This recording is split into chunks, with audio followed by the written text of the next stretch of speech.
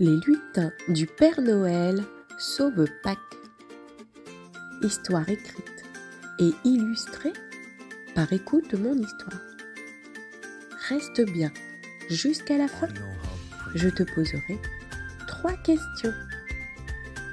Prêt? C'est parti. Il faisait encore bien froid au pôle Nord. Même si le printemps avait déjà commencé ailleurs dans le monde. Dans le grand atelier du Père Noël, les lutins s'activaient. Ils rangeaient les derniers cadeaux, triaient les papiers d'emballage et buvaient du chocolat chaud avec des guimauves. Le lutin Boubou, qui était toujours très curieux, fouillait dans une vieille boîte oubliée près de la cheminée. « Qu'est-ce que c'est que ça ?» dit-il en sortant un œuf en chocolat tout fondu. « Ce n'est pas un jouet de Noël ?» À côté de l'œuf, il trouva une lettre toute froissée, écrite à l'encre violette. « Cher lutin, c'est une urgence. Tous mes œufs ont disparu. J'ai besoin de votre aide pour sauver Pâques. Signé, Monsieur le lapin de Pâques. » Boubou écarquilla les yeux. « Les amis, venez voir.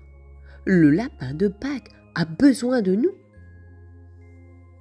Les autres lutins, Lily la maligne, Max le bricoleur et Gaspard le courageux, accoururent aussitôt.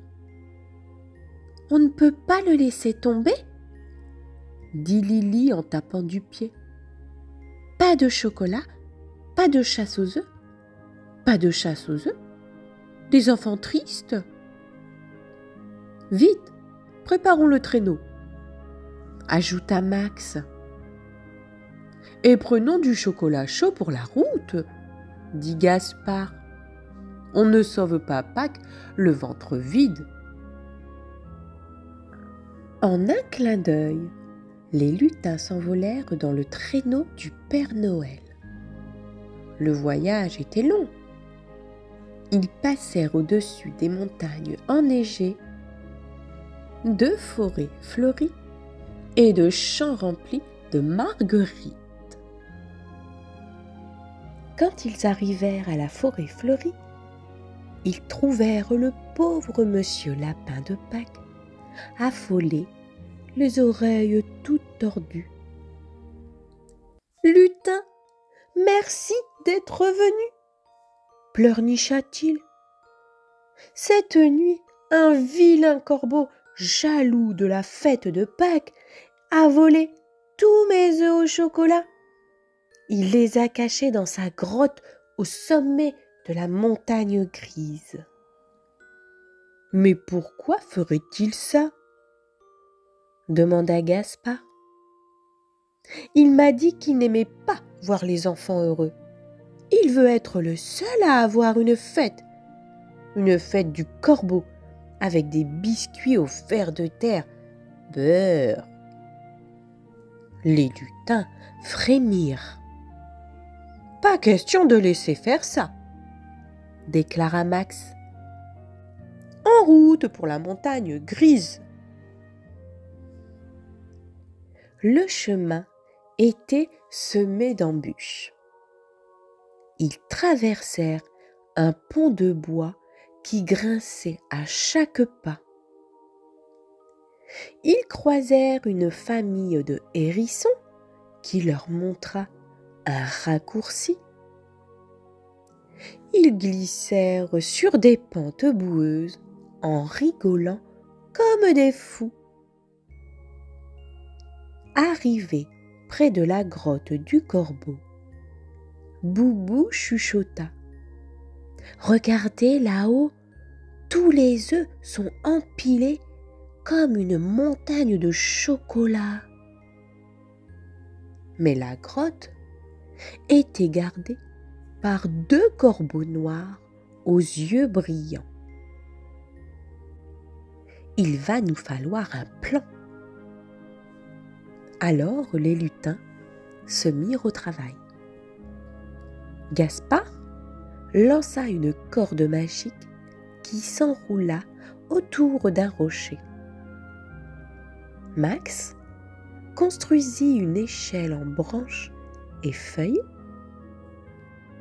Lily souffla sur sa lampe-lune pour créer une boule de lumière qui fit fuir les corbeaux. Pendant que Boubou grimpait doucement, les autres l'encourageaient. « Vas-y, Boubou, tu peux le faire !» Arrivés en haut, ils remplirent un gros sac de tous les œufs en chocolat. Quand il descendit, ils se tapèrent tous dans la main. Mission sauvetage réussie. De retour chez le lapin de Pâques, les lutins l'aidèrent à emballer les œufs dans un joli papier coloré. Lily créa des rubans brillants. Max inventa une machine à emballer. Et Boubou et Gaspard soufflaient sur les œufs pour les faire briller comme de l'or. Le lendemain matin, les enfants du monde entier trouvèrent des œufs derrière les arbres, sous les fleurs et même dans leurs chaussures. Et dans le ciel, on vit passer un traîneau rempli de lutins qui riaient, chantaient et buvaient du chocolat chaud. Ils n'étaient pas les lutins de Noël ce jour-là, non. Ce jour-là, ils étaient devenus les lutins de Pâques. L'histoire est terminée, c'est l'heure des questions. Voici la première question. Quel animal a demandé de l'aide au lutin?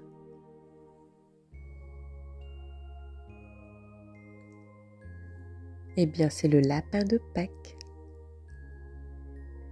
Deuxième question.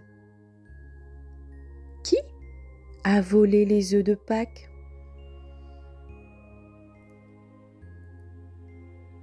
Facile, c'est le corbeau. Troisième et dernière question. Quelle famille rencontre-t-il dans la forêt?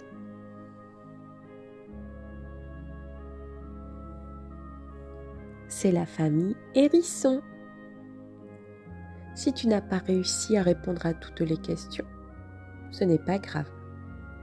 Tu peux réécouter l'histoire ou demander de l'aide à un adulte. Je te dis à très vite pour de nouvelles aventures.